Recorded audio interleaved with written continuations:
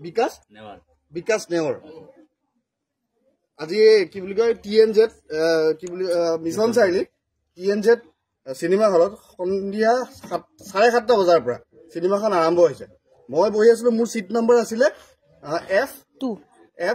আমাৰ তিনটা seat F2 3 4 এনেকে তিনটা সিটত আমি বহি আছিলো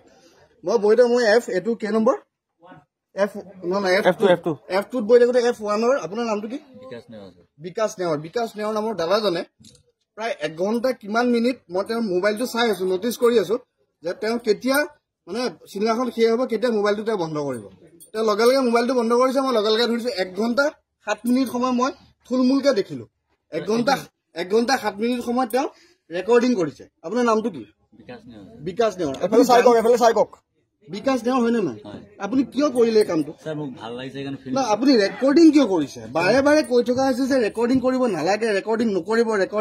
আপুনি কিয় ৰেকৰ্ডিং কৰিছিল চাই কাৰণে ভুল হৈছে এই জনা নাছিল আপুনিও ইমোশন নাই আপোনাৰ এখন জুবিন দা আপোনাৰ ইমোশন আছে নাই এখন জুবিন দা জানে না দাদা আপুনি 1 ঘণ্টা এখানে চাবলৈ মোৰ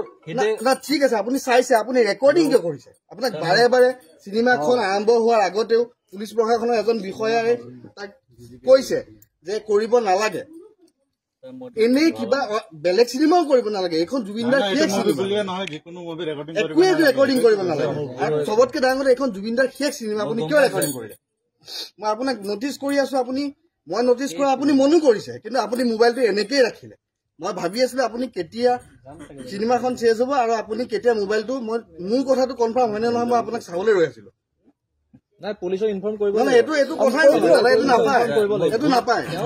না এটা আপোনাৰ ভুল হোৱাটো এটা মই একো কৰিব নোৱাৰিম আপোনাৰ মোবাইলত আছে কি বুলি কয় সিনেমা হলৰ কৰ্তৃপক্ষক মই অলৰেডি কথাটো জনাইছো তেওঁলোক আহিব প্ৰশাসনৰ মানুহ আহিব তাৰ পিছত আপোনালোকে কি কথা পাতি ল'ব তাত মোৰ ক'বলগীয়া একো নাই মোৰ ডিলিট কৰি দিলে না মই মোৰ সন্মুখত আপুনি ডিলিট কৰিলে নহব না এখন সমাজ আছে আপুনি কাৰোবাক পঠিয়াই দিব পাৰে মই কাকো আপুনি বেয়া নাপাব মই একো কৰিব মোবাইলত ৰেকৰ্ডিং চালে হৈ গ'ল স্যাৰ মই ডিলিট না মই নাচামেই নহয় ৰেকৰ্ডিং মই কিয় চাম নহয় স্যাৰ তেনেকৈ ক'লে না আপোনালোকৰ হলৰ প্ৰশাসনৰ কি বুলি কয় হলৰ কৰ্তৃপক্ষক মাতক তেওঁলোকে প্ৰশাসনৰ লগত কথা পাতিব কি কৰে আপোনাৰ ব্যৱস্থা কৰা হ'ব